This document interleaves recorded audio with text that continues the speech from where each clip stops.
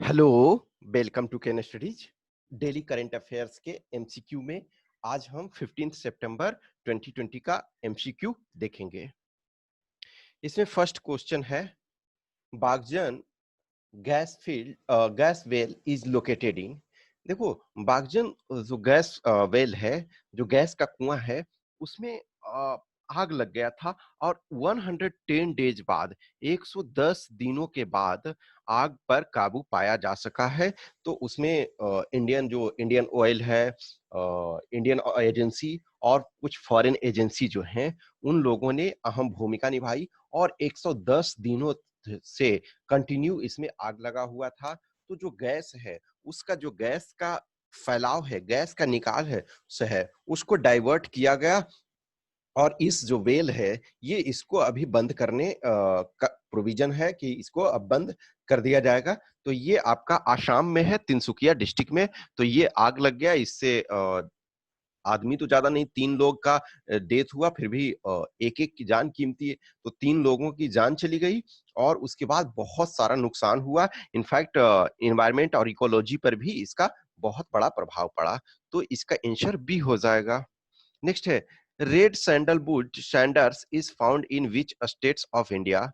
तो ये आपका जो रेड सैंडलवुड है, तो ये बीच-बीच में चर्चा में रहते हैं। ये न्यूज़ में आपका दिया हुआ था। तो ये मेनली आपका जो है आंध्र प्रदेश में पाया जाता है, यानी कि ईस्टर्न कोस्ट में पाया जाता है। अदरवाइज़ देखो, जैसे इन नॉर्मल सैंडल लोगे, नॉर्मल यानी कि चंदन लोगे, तो वो आपका तमिलनाडु, अ, कर्नाटक, केरल और बहुत जगह पाए जाते हैं। लेकिन ये पार्टिकुलरली जो रेड सैंडर्स हैं, वो मेनली आपको जो आंध्र प्रदेश में पाए जाते हैं। तो इसका आंसर आपका डी हो जाएगा। नेक्स्ट जो है, consider the following statements about deputy speaker of Lok Sabha. देखो, इसके पहले हमने जो क्वेश्चन एक डिस्कस किया था 2 दिन पहले, उसमें हमने डेप्यूटी चेयरमैन ऑफ राज्यसभा किया था। तो डेप्यूटी चेयरमैन ऑफ राज्यसभा के लिए जो चुनाव हुआ उसमें से 2 कैंडिडेट थे, एक हरिवंश थे। तो हरिवंश पहले ही रह चुके थे डेप्यूटी चेयरमैन राज्यसभा के, और फिर से वो नॉमिनेट हुए और प्रधानमंत्री श्री नरेंद्र मोदी जी ने उनकी काफ़ी भूरी-भूरी प्रशंसा की। एक बहुत इंटरेस्टिंग बात जो प्रधानमंत्री श्री नरेंद्र मोदी जी के ऑब्वियसली मैं ये डिप्टी स्पीकर की बात कर रहा हूँ, लेकिन हरिवंश चूँकि हमने वो इसके डिस्कस किया था, वो एक मोटिवेशन के तौर पे लो उनको कि हरिवंश जो हैं वो एक पत्रकार रह चुके हैं लंबे समय से और 2014 में राज्यसभा के सदस्य बने, लेकिन 2018 में उन्हें राज्यसभा का डिप्टी चेयरमैन बनाया गया। और उनके बारे में कल प्रधानमंत्री बता रहे थे कि जब दूसरी बार वो एक तरह से सदन में भी चुन करके आ गए और डिप्टी चेयरमैन भी बने, तो उनके बारे में बोले कि ये एक हम्बल बैकग्राउंड से रहे और ये उस गाँव से आते हैं। ये तो मुझे पहले भी पता था कि सिताब दियारा गाँव, जहाँ से जयप्रकाश नारायण। लेकिन एक बात जो इन्होंने बोली कि जब ये हाई स्कूल में गए, तो पहली बार इनके लिए जूता बन रहा था और ये इतना व्याकुल थे और इतना एक एक्साइटेड थे कि जूता बन रहा है, ये बहुत खुशी की बात है। तो गाँव में ही जूता बनाने के लिए दिया गया। तो ये जा करके जूते के बारे में पूछते थे कि कितना प्रोग्रेस हुआ जूता का। समझ सकते हो कि एक इंसान के लिए जैसे नरेंद्र मोदी बोलते हैं कि बड़े लोग जब बड़े-बड़े बंगले बनाते हैं, तो जाते हैं देखने के लिए कि कितना बना। उसी प्रकार से ये जूते को देखने के लिए जाते थे, ठीक है? तो ये सारी चीज़ें उनके बारे में। तो ये यहाँ एक और चीज़, सॉरी, इसमें आप ये टाइपिंग मिस्टेक्स इसको विचार कर लो ना आप, ठीक है? ये विचार, ठीक है? विचार कीजिए। तो वो एक तरह से इस टाइप का था कि उनको जूते बनने का इतना चीज़ें था, एक्साइटमेंट, और उस हम्बल बैकग्राउंड से आकर के आज वहाँ तक पहुँचे हैं, ठीक है? तो ये एक जस्ट मोटिवेशन के तौर पे था। अब देखो इसमें डेप्यूटी स्पीकर ऑफ लोकसभा, ये चर्चा में इस वजह से है कि जो आपका अभी लोकसभा, जो वर्तमान लोकसभा चल रहा है, उस लोकसभा में इनकी ये 15 मंथ क्या प्लस हो गया है, 15 मंथ से ज़्यादा हो गया, यानी कि ऑलमोस्ट 16 मंथ हो रहा है, इस महीने में 16 मंथ हो जाएगा लोकसभा के कॉन्स्टिट्यूट हुए हुए, और मोर देन 15 मंथ से डेप्यूटी स्पीकर का पोस्ट जो है वो खाली है। तो इस वजह से ये चर्चा में रहा कि जब डेप्यूटी चेयरमैन का राज्यसभा में चुनाव हो गया, तो अब डेप्यूटी स्पीकर भी लोकसभा में होना चाहिए। तो फर्स्ट है, it is a constitutional post first statement सही है। जो अपना कॉन्स्टिट्यूशन है, इंडियन कॉन्स्टिट्यूशन है, इसके आर्टिकल 93 में स्पीकर और डिप्टी स्पीकर का प्रोविजन है। तो फर्स्ट स्टेटमेंट आपका सही हो गया कि ये जो है वो कॉन्स्टिट्यूशनल पोस्ट है। Convention is that the post goes to opposition party, ये भी सही है। देखो स्पीकर जो होते हैं वो आपका जो रूलिंग पार्टी है उसके होते हैं, और जो डेप्यूटी स्पीकर है कन्वेंशन ये है कि वो आपका जो है अपोजिशन को जाएगा। तो कहीं ना कहीं देखो ये जो गवर्नमेंट है बीच बीच में क्या हो रहा अभी कि कांग्रेस जो है वो अपोजिशन के लायक भी, जो प्रॉपर अपोजिशन होता है तो अपोजिशन में जितने सीट्स चाहिए 55 सीट्स चाहिए मिनिमम की leader of opposition official recognise के लिए, जो अभी वर्तमान लोकसभा का स्ट्रेंथ है। अब कांग्रेस 2 बार से कंटिन्यूअस जो है वो 10% आंकड़ा भी पार नहीं कर पा रही है। तो कहीं ना कहीं जो भी है, बट गवर्नमेंट को ये चाहिए, ये अच्छा मौका है कि इंक्लूसिविटी की, हम ठीक है इन स्पाइट ऑफ आपके पास स्ट्रेंथ नहीं है फिर भी हम आपको रिकॉग्नाइज करते हैं प्रॉपर तरीका से, आपको ड्यू रिस्पेक्ट। तो ये इसका सी हो जाएगा। तो देखो ये मैंडेटरी, ये प्रोविजन है, कन्वेंशन है। कन्वेंशन का मतलब वो रिटर्न नहीं है ये, लेकिन ऐसा चलता आ रहा है, तो इसका सी हो जाएगा। नेक्स्ट है, consider the following statements about cancer in India. From 1990 to 2016, number of cases increased 2.6 time. हाँ सही है। द हिंदू में एक प्रोफेसर बलराम भार्गव, तो आईसीएमआर के जो चीफ हैं प्रोफेसर बलराम भार्गव, देखो कोविड 19 के ड्यूरेशन में ये बहुत चर्चा में है क्योंकि रेगुलर प्रेस कॉन्फ्रेंस वगैरह में आते रहते हैं। जो मिनिस्ट्री ऑफ ये फैमिली एंड वेलफेयर का है, ठीक है, ministry of health and family welfare का जो बुलेटिन होता है उसमें ये रेगुलर आते रहते हैं।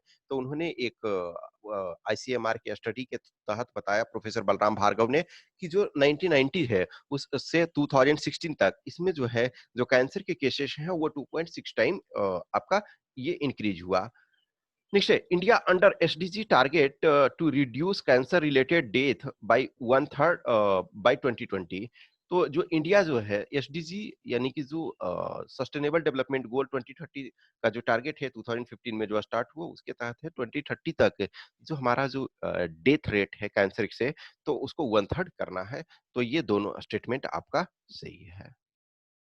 नेक्स्ट है, consider the following statements about MG NREGA. It was first implemented in 2005। ये 2005 में एक्ट पास हुआ, लेकिन जो इंप्लीमेंट हुआ वो 2006 में हुआ। ये चर्चा में इस वजह से अभी भी फिलहाल है। एक तो देखो जो एमजी नरेगा है, एमजी नरेगा का शुरू में 60,000 के आसपास रखा गया था प्रोविजन, जो आपका बजट पेश किया गया था, लेकिन कोविड 19 पैंडेमिक के कारण जो है उसमें बजट बढ़ा दिया गया, तो यानी 1,00,000 करोड़ कर दिया गया। अभी इस वजह से चर्चा में है कि रघुवंश प्रसाद सिंह जो आरजेडी के पहले यानी राष्ट्रीय जनता दल के नेशनल वाइस प्रेसिडेंट हुआ करते थे, और एमजी नरेगा जब लागू हुआ, इम्प्लीमेंट हुआ, तब वो भारत सरकार के ग्रामीण विकास मंत्री थे, यानी कि जो रूरल डेवलपमेंट मिनिस्टर। और इनफैक्ट ये जो है कि कहा जाता है कि बिहार के जो सोशलिस्ट लीडर्स हैं उसमें से ये अब एक तरह से जो प्रॉपर प्योर सोशलिस्ट में से अब ये ऑलमोस्ट आखिरी पीढ़ी के थे। जैसे इसके पहले देखोगे कि बिहार में से की राजनीति ऑब्वियसली बात उन्होंने स्टार्ट किया था, महाराष्ट्र मुंबई से राजनीति, लेकिन बिहार में भी उन्होंने अहम भूमिका निभाई। जॉर्ज फर्नांडिस सोशलिस्ट लीडर, तो उनका भी डेथ हो गया जो भी है आपका लास्ट ईयर 2019 में। और अभी जो Raghuvansh Prasad Singh one of the leader थे जो ग्राउंड लेवल से बिलोंग करते थे। और जस्ट इमेजिन करो कि ये लालू प्रसाद यादव नो डाउट शुरू में जो है दलित जो आपके पिछड़े वर्ग के थे उनके मसीहा के रूप में लालू प्रसाद यादव उभरे, लेकिन कहीं ना कहीं रघुवंश प्रसाद सिंह का ये कहना था कि जो लालू डायरेक्ट बहुत सारी चीजें नहीं बोलते थे, लेकिन ये जो था कि आप जो पाथ चुने थे उससे आप डेविएट कर रहे हो। फाइनली फॉर्चुनेटली ये मरने से पहले इन्होंने आरजेडी से अपना इस्तीफा दे दिया था कि आप जिस एजेंडे को लेकर के चले थे उसको आप फॉलो नहीं कर रहे हो। तो एक ट्रू सोशलिस्ट पर्सन और एक हम्बल बैकग्राउंड से बिलोंग करने वाले और हमेशा से लाइफ लॉन्ग जिस भी पद पे पहुंच गए, हमेशा अपने को हम्बल ये रखा, तो उनका अभी डेथ हो गया, तो उस कारण से भी ये चर्चा में है। तो इट वाज इम्प्लीमेंटेड इन 2006। 2005 में एक्ट पास हुआ, 2006 में इनिशियली 200 डिस्ट्रिक्ट्स में लागू किया गया था, फिर ग्रेजुअली इसको एक्सपेंड कर दिया गया। तो जब ये लागू किया गया था तो नरेगा इसका नाम था, नेशनल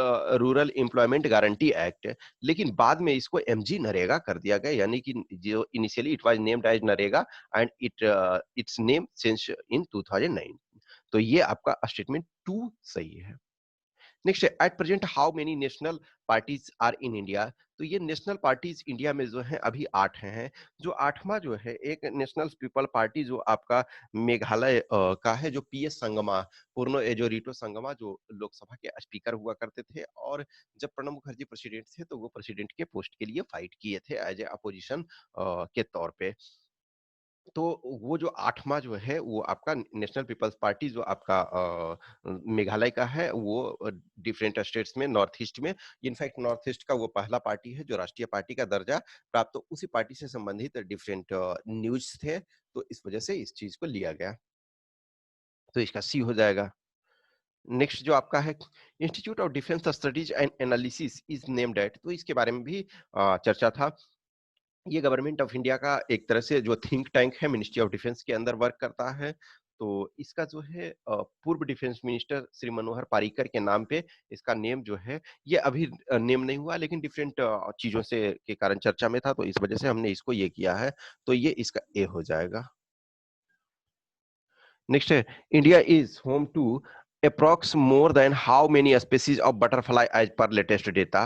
तो लेटेस्ट डेटा के अनुसार जो भारत में अभी जो है बटरफ्लाई वॉचिंग सेलिब्रेशन चल रहा है, डिफरेंट पार्ट्स में डिफरेंट पीपल हैं, अपने ओपिनियन अपने जो प्लेटफॉर्म पे प्रोड्यूस कर रहे हैं कि डिफरेंट स्पीसीज हमने इस एरिया में वॉच किया। तो जो अभी लेटेस्ट डेटा के अनुसार जो है इंडिया में 1400 प्लस जो स्पीसीज हैं। देखो इसमें क्या है ना कि स्पीसीज बहुत सारे पाए जा रहे हैं, इससे बहुत ज्यादा होंगे, लेकिन जो रिकॉर्ड किया जा चुका है, क्योंकि ग्रेजुअली जो है डिफरेंट प्लेसेस में, डिफरेंट एरिया में अभी भी निरंतर खोज जारी है। तो जो भी ये बटरफ्लाई के एक्सपर्ट हैं, तो वो ग्रेजुअली इधर से उधर मूव करते रहते हैं, वो डिफरेंट जगह पे उन्हें कोई न्यू मिलता है तो उसे वो फाइंड आउट करते हैं और उसे लिस्ट करते हैं, तो इसका शी हो जाएगा। नेक्स्ट है, consider the following statements. The Disciple wins the Best Screenplay Award at Venice Film Festival. तो ये आपका फर्स्ट स्टेटमेंट सही है। नेक्स्ट है, it is a Gujarati language film. नहीं, ये गुजराती लैंग्वेज नहीं, ये मराठी लैंग्वेज फिल्म है। तो ये सेकंड स्टेटमेंट गलत हो गया और फर्स्ट स्टेटमेंट सही है। नेक्स्ट आपका है, consider the following statements. Japan Naomi Osaka recently वोन हर थर्ड ग्रैंड स्लैम। ठीक है, फर्स्ट स्टेटमेंट सही है। देखो ग्रैंड स्लैम जो होता है वो 4 ग्रैंड स्लैम टोटल होता है आपका, जो एक है Australian open, US open, French open और आपका विंबलडन। ठीक है, तो ये इसके बारे में हम ऑलरेडी पहले चर्चा कर चुके हैं। तो फर्स्ट स्टेटमेंट सही है कि इन्होंने थर्ड ग्रैंड स्लैम जीता, और जिसमें से 2 आपका है यूएस ग्रैंड स्लैम। तो she is the youngest women player ever to do so. यानी कि 3 और मोर ग्रैंड स्लैम जीतने वालों में से 3, अभी देखो ये अभी तो चल ही रहे, अभी तो बहुत यंग है, 22 इयर्स की है। नाओमी ओसाका जो है 22 इयर्स की एज की है। तो अभी ये इसके पास कैरियर इनके पास बचा हुआ है। तो करा कि she is the youngest women player to do so, no. ये मारिया शारापोवा जो थी वो 3 ग्रैंड स्लैम जब जीती थी, तो तीसरी ग्रैंड स्लैम तो 20 इयर्स की थी, तो मारिया शारापोवा जो है वो ऑब्वियसली, लेकिन मारिया शारापोवा जो है वो संन्यास ले चुकी है। तो ये आपका सेकंड जो है गलत है, फर्स्ट सही है। तो ये आपका 10 क्वेश्चन हो गए। इस 10 क्वेश्चन के आंसर की यहाँ दिए हुए हैं। I hope you enjoy this session. अच्छा लगता है तो लाइक करें, कमेंट करें, अपने दोस्तों के साथ शेयर करें। Thank you.